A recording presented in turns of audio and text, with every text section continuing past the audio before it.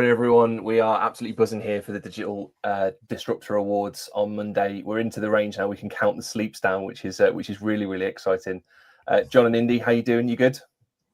Yeah, great, thanks. Loving it, Indy? Loving life. A couple of days left. Fantastic. So we've been really excited about putting these on for the last couple of years because it is about celebrating the people that are making the biggest impact, not necessarily those with the biggest budgets to sponsor or buy up loads of tables and stuff like that. So I think what we're doing is really, really good, and the feedback has been great from the community around the ethos and what we're trying to do. But I'm really interested to hear personally, what are you most excited about for the event on Monday? So John, let's go with you first. Well, Lee, I love just to sort of get together with people in the industry. I love to network and meet people that we know, and obviously get introduced to new people as well. So, for me, this event is really, like you say, it's around, celebrating people in our industry that are doing really interesting things. And of course, we've tried to make these awards a little bit different from the others that are out there.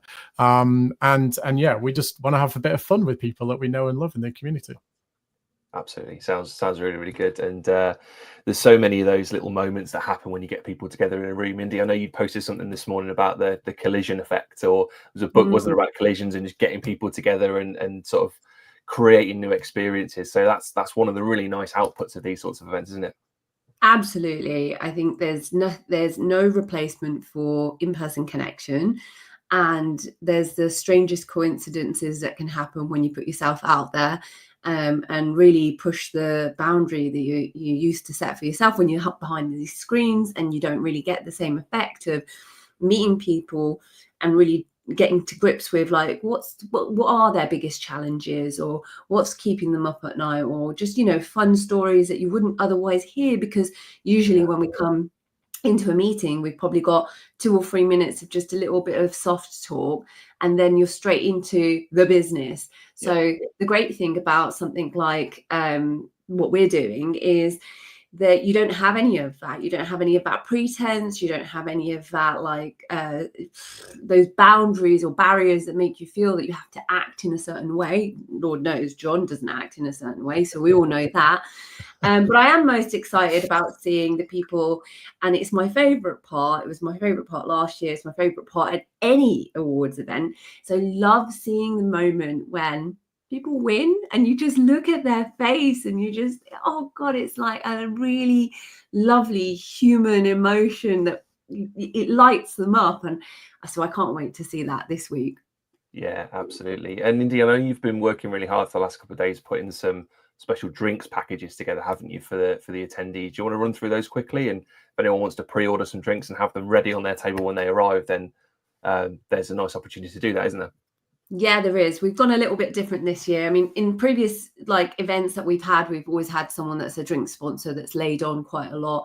And, it can be great. But this year, obviously, we don't have a drink sponsor, partly because we didn't push out to then say, okay, we need to get something that fulfills this spot, and partly because it's just, the nature of events and sponsorship. It can be complex when people are spending money on things that maybe they don't understand where their brand features. So if there is anyone out there that wants to change that, then please obviously get in touch. But for now, what we've said to everyone is that the best thing is that they just buy some bundles of vouchers, which means that they can go and pick whatever they want.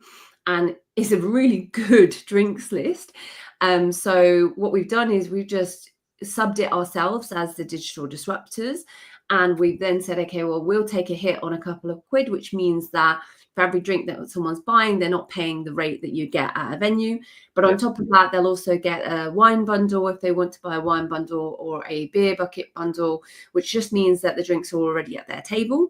And then on top of that, we're even saying that if they spend £300 plus, they get a free bottle of Veuve Clicquot as well. So nice. We're just hoping that everyone has a celebration and is able to just take the evening in and not have to spend much time kind of at the bar queuing. So that's our plan, really. Yeah, it's a great thought. And hopefully there'll be a few takers on that, because it will mean that, exactly as you say, people haven't got to spend time queuing at the bar. They can stay on the tables and the people they want to chat to. So it's a great initiative. John, talk us through the food that we've got going on, because there's some nice options there, aren't there? Yeah, we've gone a little bit different this time. We've gone for a bit of a barbecue theme, so there's going to be a whole spread of all sorts of things that you can possibly imagine. Anything that you can get anywhere near a bit of charcoal, we've got that planned for tonight.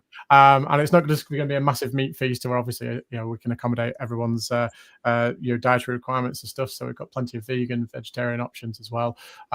Because that's the easy right thing to do, right? And as someone who suffers from allergies as well, like I know how difficult it is sometimes to go to events and navigate your way around a food menu or a fixed menu and things. So hopefully there's plenty of choice. It's going to be really good for everyone. And given that the bar at Impossible is great, you want to be getting a bit of food down you before you have a few drinks.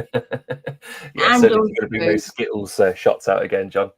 And also because John loved. You're a bit of a meathead, aren't you, John?